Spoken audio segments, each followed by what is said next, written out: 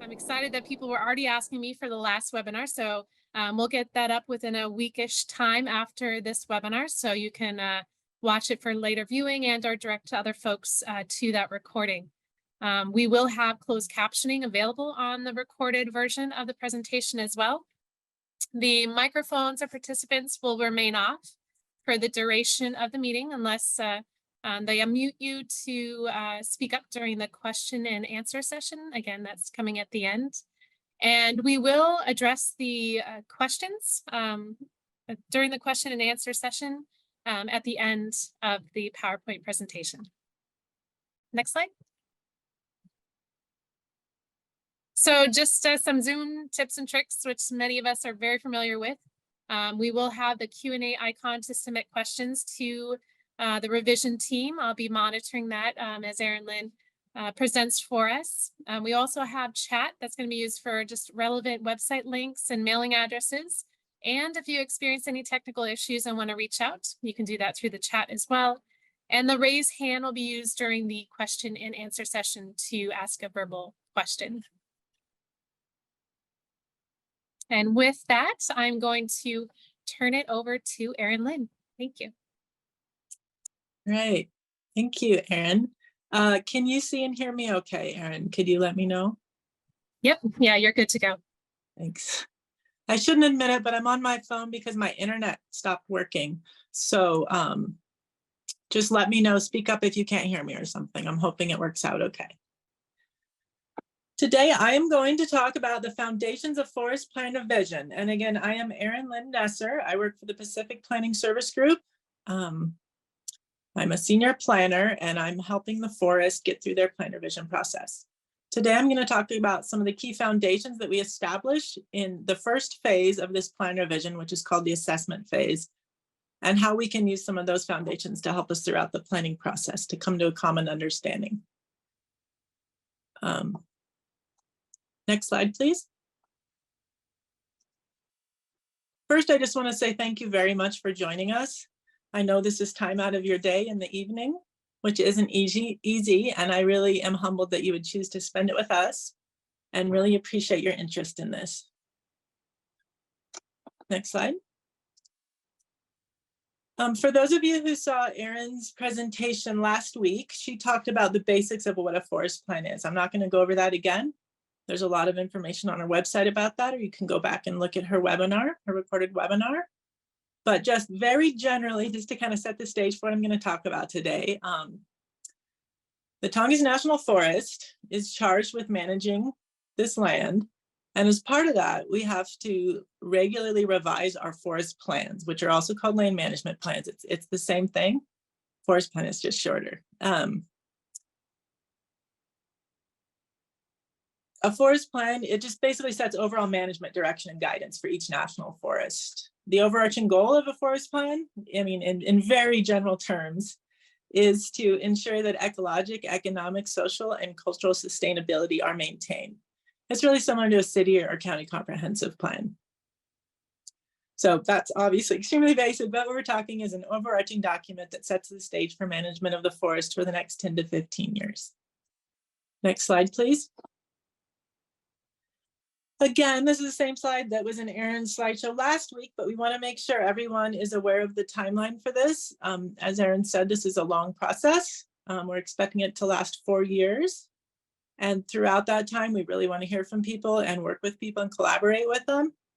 And we want to just let everyone know this you have 4 years to do that. So we're working on this first phase, which is assessment, which is going to be hopefully done in early 2025. It's your first chance to talk and get going with this public engagement, but you'll have many more opportunities. Next slide, please. Why do these foundations of plan revision matter? And why are we talking about them? And what does that even mean, foundations of plan revision?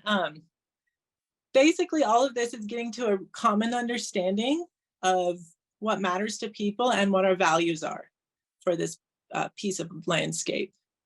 The ultimate goal is to develop a plan that reflects the shared values of everybody. The purpose of this presentation and the whole series of webinars and all the public meetings we're doing is to really understand those collective values and needs. So talking about these foundations is a way to get to a common understanding of the language and some of these concepts so that we can work together most efficiently. Next slide, please. Here are the topics today that we're talking about as a type of foundations of plan revision.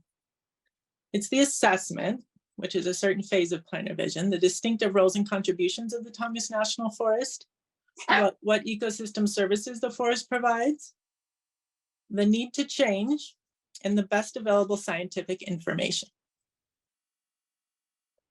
These may not seem really closely related, but basically what all these concepts kind of have in common is just having a meaningful dialogue with everyone about the current situation on the Tongass National Forest and what are the values that we collectively have for this landscape.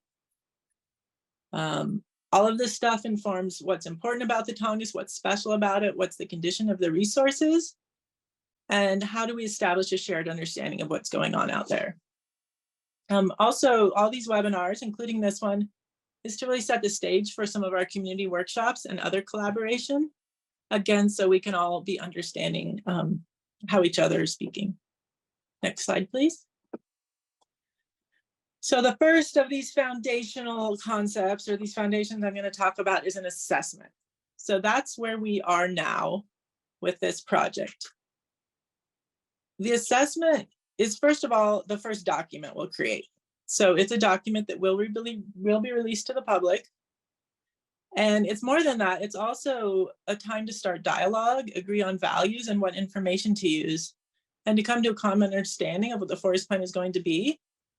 The document itself is essentially just a summary of existing conditions and trends on the forest for a whole big variety of ecological, social, and economic topics, which I'll show you later.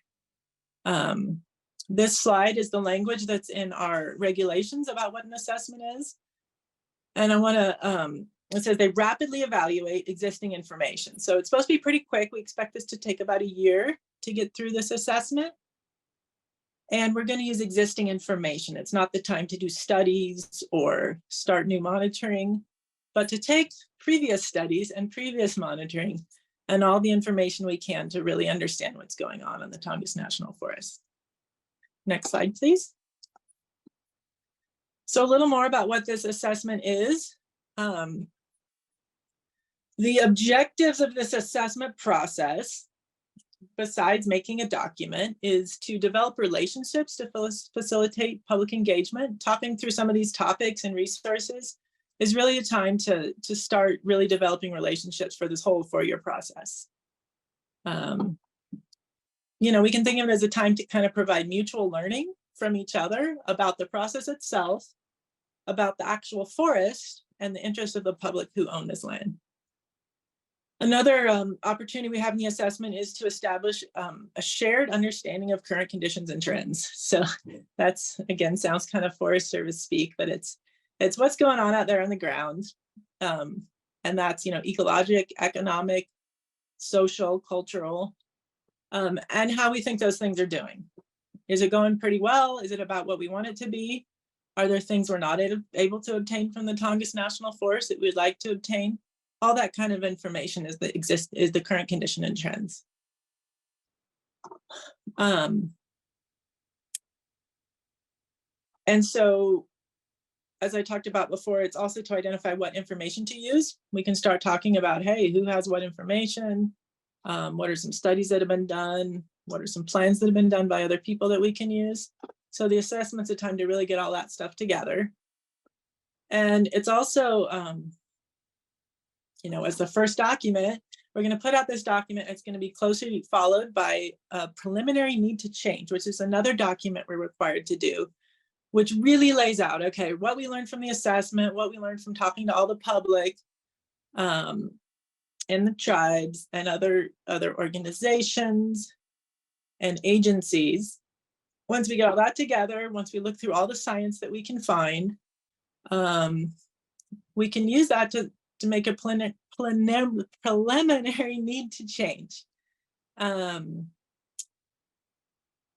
know, and therefore we can see, you know, if we know it needs to change, we can focus our are following the plan on the things that need to change, to make sure we have a good idea of how to fix anything that may not be working quite like we want, or to keep things going in the right direction. This assessment, we expect to get it done, a draft for public review in early January. And then there will be a 60-day public review period. And then we'll use that feedback to finalize the plan and put it out soon after that. So that's the timeline for the plan. For the assessment. Next slide, please. I'm not going to go over all these. I know this is a huge amount of writing, but these are the assessment topics that our planning rule, our regulations require us to cover in the assessment. So in this rapid valuation of existing information, here's the topics we're supposed to cover. We have to cover these topics, but we don't necessarily have to cover them separately or write a big encyclopedia about each one. And we really hope to talk about the interactions between all of these different topics and how they're interconnected in a really holistic way to really understand what's going on the forest.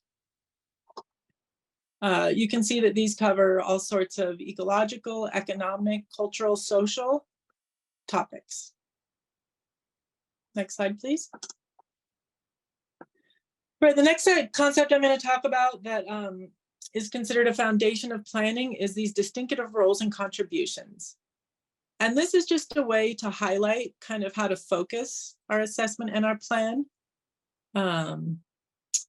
Just the roles that are the Tongass National Forest plays and what's unique about it. So it's a good place just to start talking and understanding what's special to everyone about this place and what makes this landscape distinctive and important. And again, that's, social, ecological, culturally. The point of doing this, it's a required element of our plan is to really show, what is it about this place that we're trying to protect or improve? What's really important that we need to focus on. So the distinctive roles and contributions are something we're going to talk about. It's a great place for the public to help us to understand what you think are the distinctive roles and contributions of the Tongass. Next slide, please. One of the topics that was listed in that big list of 15 assessment topics was ecosystem services. And ecosystem services is a word that are benefits that is another way to say benefits that people obtain from ecosystems. Again, we're required by our planning rule to identify the important ecosystem services on the Tongass and ensure that the plan this revised plan we're creating supports their continued delivery. So we're required to support delivery of these ecosystem services.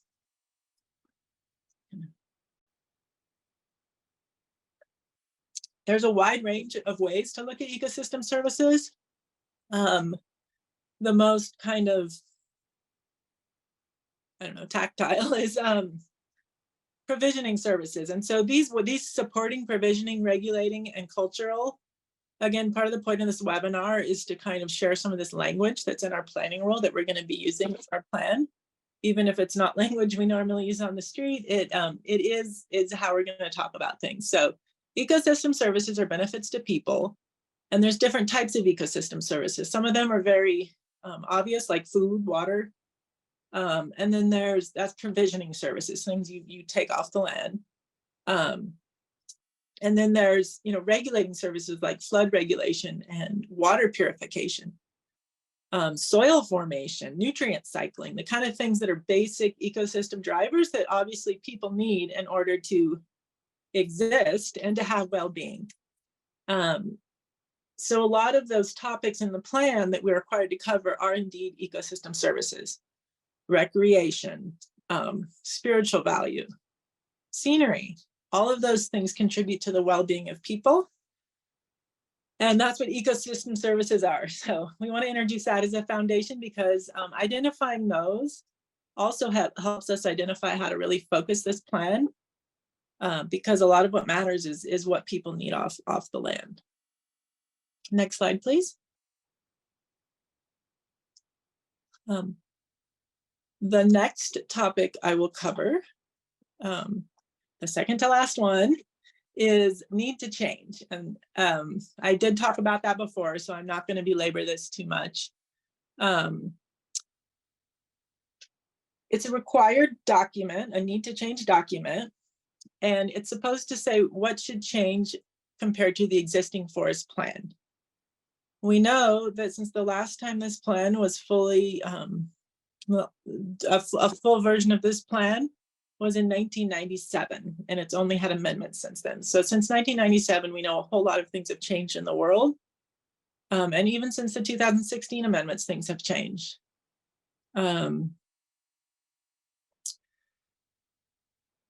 So not only do we want to talk about kind of what the existing plan, what needs to change, but also what needs to change on the ground. And besides even just those little needs to change or things that look different on the ground, I just want to make clear that the revised plan is going to look completely different than the 1997 plan. And that's mainly because we have a different planning rule now that has different requirements. And it really guides the forest to look at plans more holistically, focus more on ecosystem function rather than little pieces of the ecosystem, and also be less prescriptive. The Tongass leadership also really wants to create a plan that meets the new challenges of today, the new today's values, and be really transformative and not just a reorganization or updating of the existing plan. They want to look at things in an entirely new way to really capture the current values and integrate tribal code stewardship in a way that hasn't been done in previous plans. Things like climate change, carbon cycling, those are requirements of the new planning rule that have never been discussed before in a forest plan. So this is going to be a pretty big change, and hopefully a positive change. But that doesn't mean we're going to throw out rules or constraints that are, of course, either required by law or are needed to protect resources on the ground. It just is going to be looked at in a different way. This need to change will help us define what the new way of looking at things can be. So as we identify things that need to change, that'll really help us focus on what the new plan will look like. Next slide, please.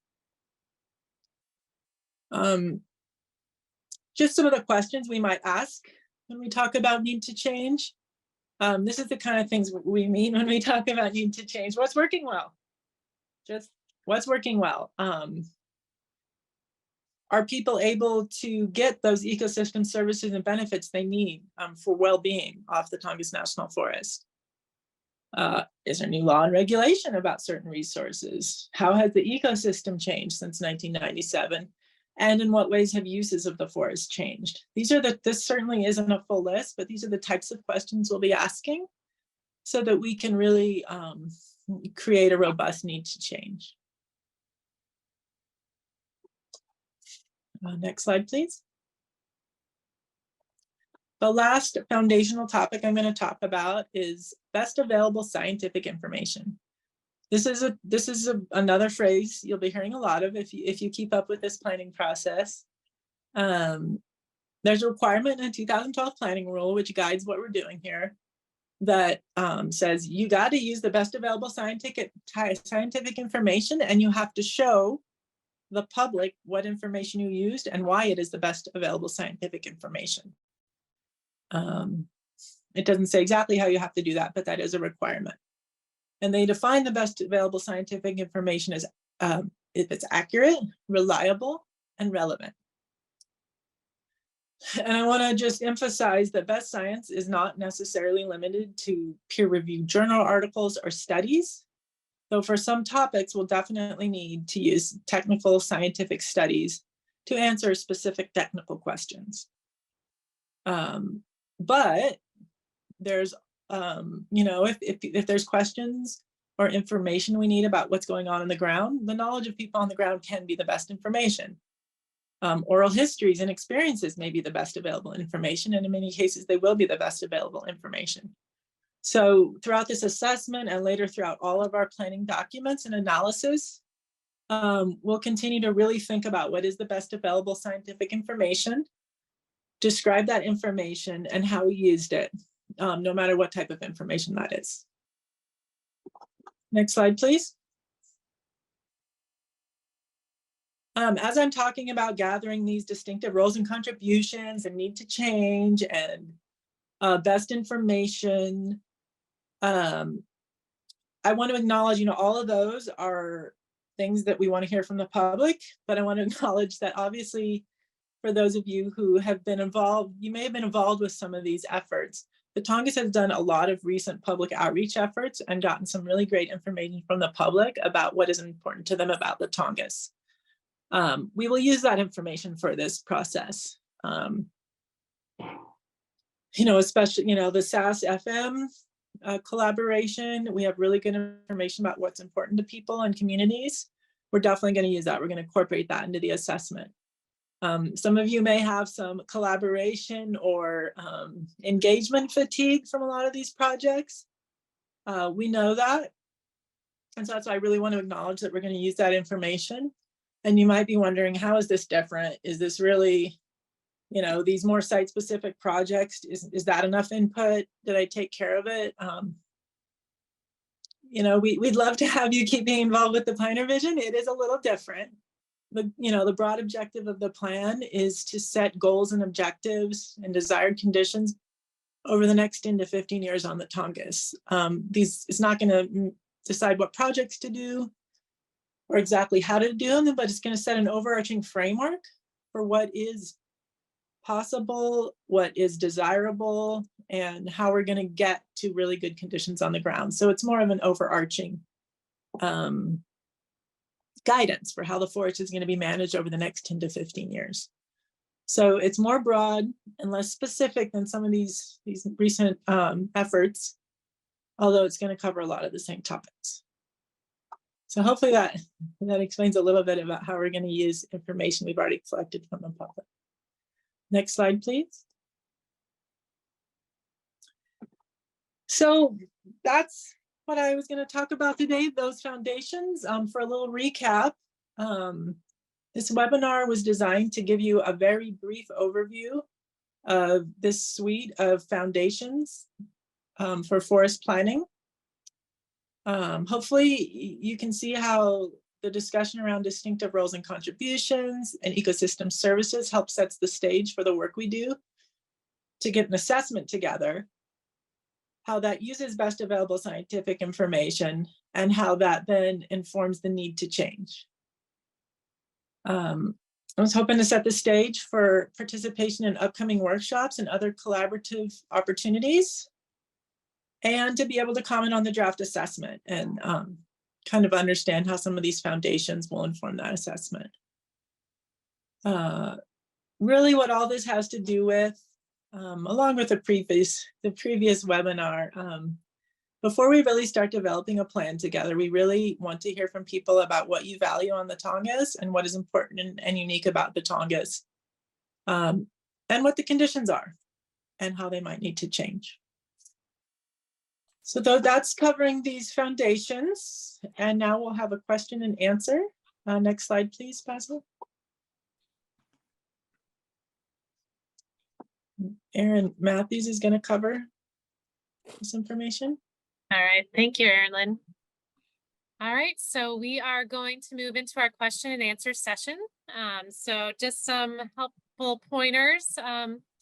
We have the Q&A button, so you can type in those questions directly in there. You could raise your hand as well, or put those into the chat, whichever way works best for you. So we can hand those over to Erin Lynn. Next slide. We'll just throw this up here while we're waiting. If you do have any questions, how to get involved. This is a screenshot from our plan revision website, which I put the link in the chat.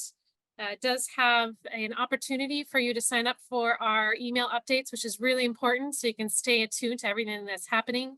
It also does have both my email as well as the whole plan revision team, so you can reach out with questions. This QR code will take you to that website, so that's the #1 stop shop for everything revision. So Erin Lynn, I do have our first Q&A for you. It said, can can you please clarify the statement about science in publications, not the best information?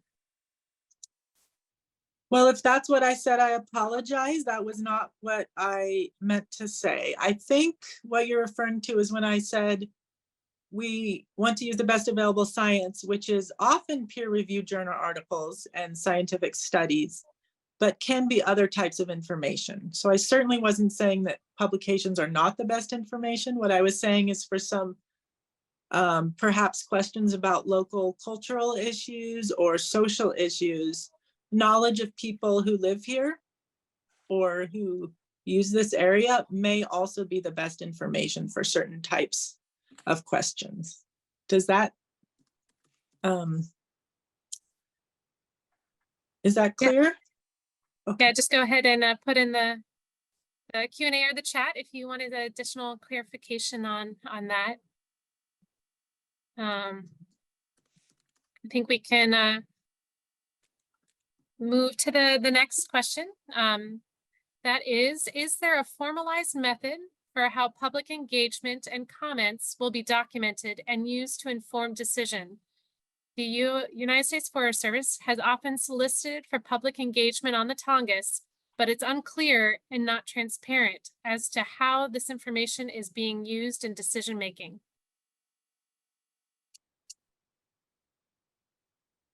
Well, I can certainly say that yes, there will be a formalized method for how public comments are used.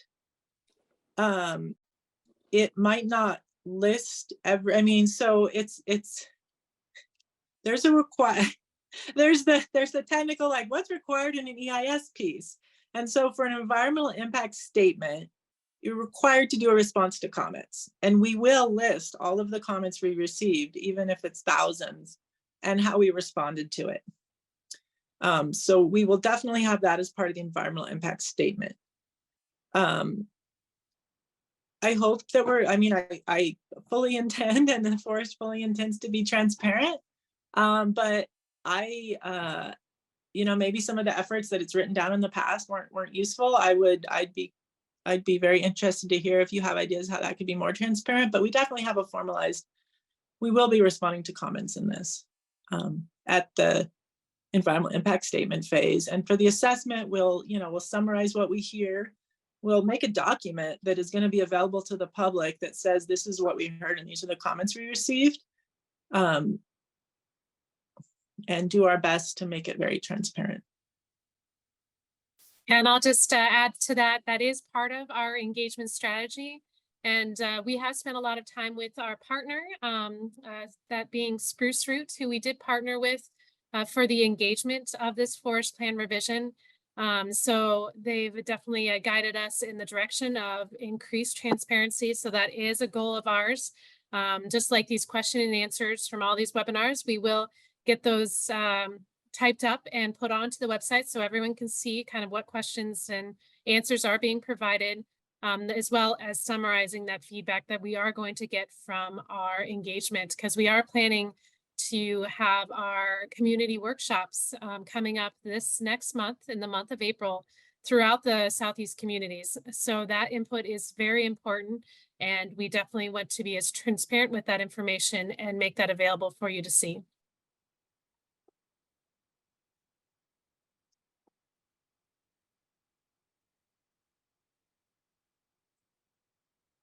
All right, let me see. There is a chat. It says, my question is, in light of the current housing crisis across the country, will you enlighten me regarding the policy regarding long-term encampments in the forest? Is there a policy addressed in this plan? They were thinking of hazards of wildlife encounters and risk of forest fires due to open fires. I will have to defer that one to the Q&As because that's not a topic I have ever personally dealt with, and we haven't talked about that as something for the assessment. Erin, do you have any other response to that? No, I do not, but we will definitely jot that down, and we will get the answer for you, and that will be posted up on our website. Trying to get that up within a couple weeks after the webinar. So really look forward to the opportunity to providing you that answer, and we will do so in our Q&A summary from this webinar. We do have another Q&A. You mentioned one reason that this revision will look different from the 1997 plan is that rules and requirements have changed. Can you say a bit more about this?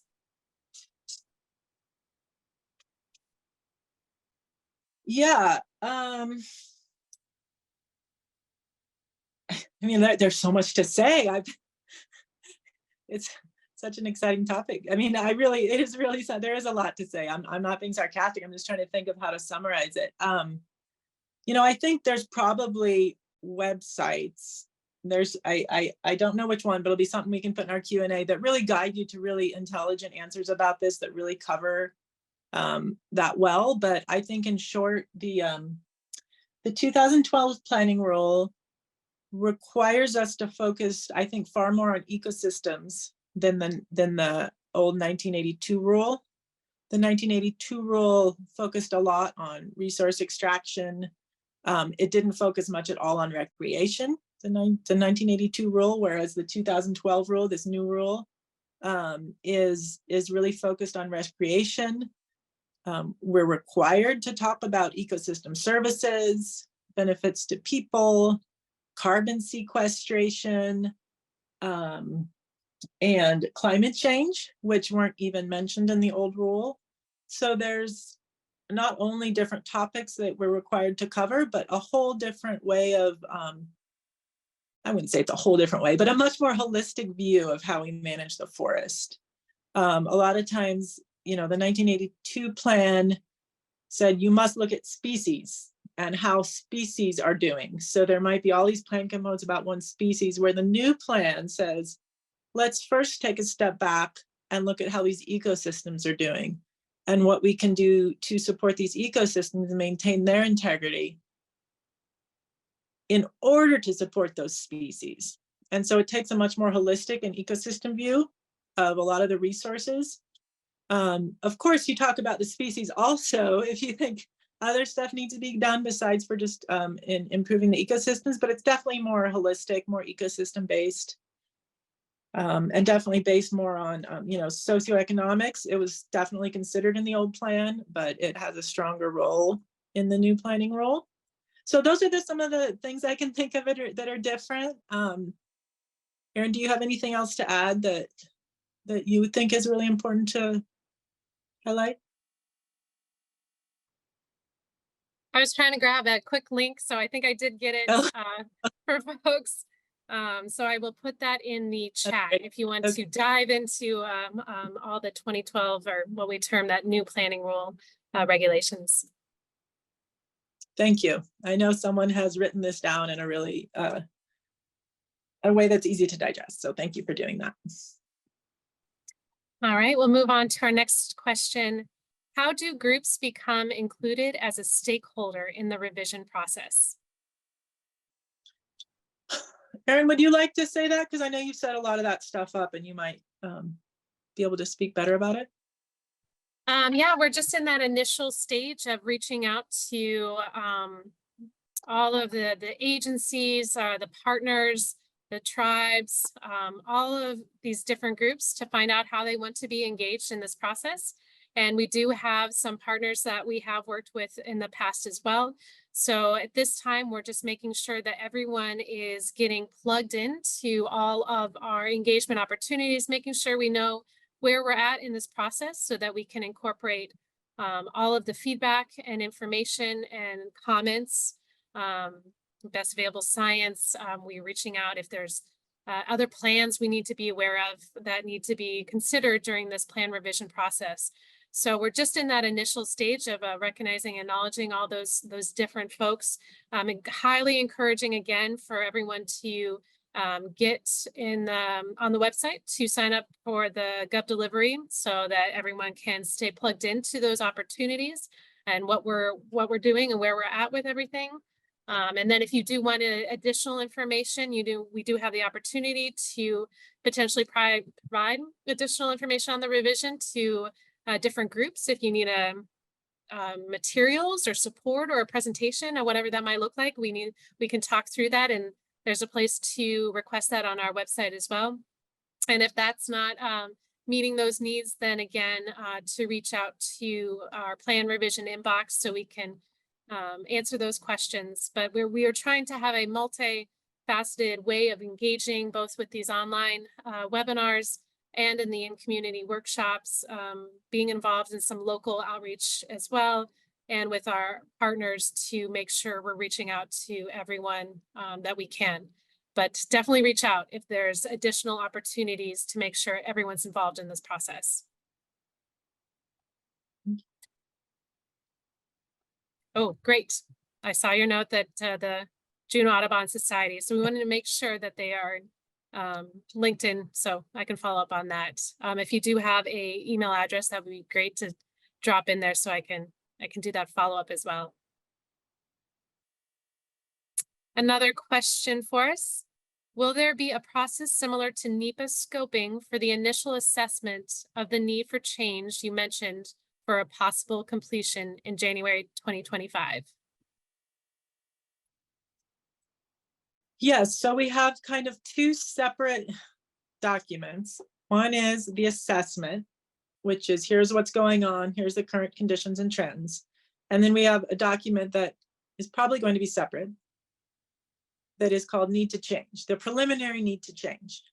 And both of those will have a comment period. It's not like a formal legally noticed comment period, but yeah, it's more like scoping. I think that's a good way to put it. We'll put them out to the public and say, hey, we really want to, see what you have to say. We might have some meetings to answer questions, some public meetings at that point, to get input from people verbally, and also just answer questions and talk to people about some of the content, and also have it available for online commenting. So yes, it'll be very similar to scoping, both for the assessment document and the need to change document.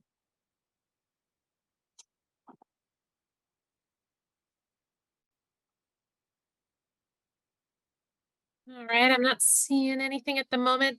Can we advance to the next slide, please?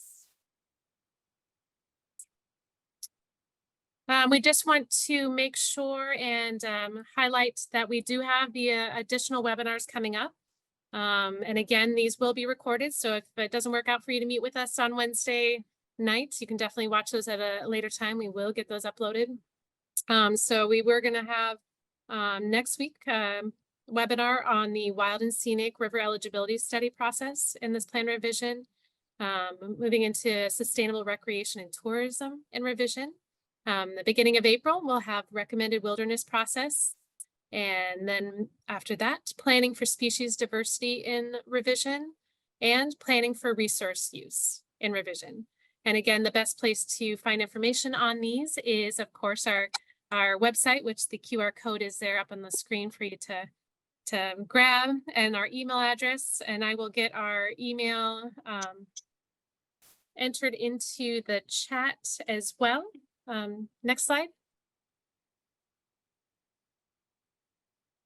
So we do want to make sure that if you do not have the opportunity to go to one of our in-person community workshops that again are being scheduled, or excuse me, they are planned for April, we definitely still need your input in this process. So we, with our partner Spruce Root, they did create a feedback form to enable you to have an opportunity electronically to provide that input. So we'll leave this QR code up the rest of the time so you can grab that if you're interested, providing information that way. But again, if you are able to go, and we hope you are, to our community workshops, you'll have ample opportunity to provide information on a suite of different things for this initial phase of our forest plan revision. But this opportunity is here for you as well.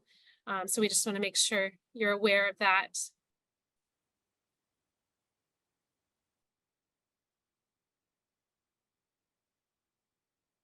I haven't seen any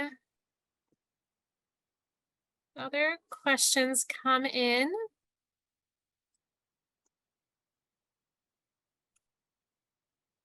That is all the information that we had prepared for you tonight. So we will continue to stay on to see if there's any additional questions, maybe with less folks around, you want to bring those questions forward to us. So we will stay here on the line. And again, Erin and I thank you very much for taking the time to learn about this process. Please spread the word. Please check out the schedule of our community workshops so those can be well attended and get the information to guide this planning effort. But Erin, Lynn, I don't know if you have any other closing comments as well.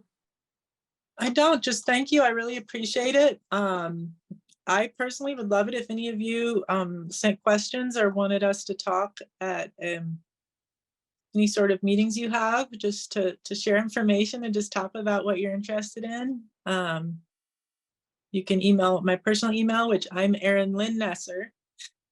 And then there's Erin Matthews. But so my email's right there in the chat. I'd love to hear from you. Love talking about plan revision and any, especially answering any questions and seeing how we can help people understand and really be involved. And I just really appreciate your time. Thank you.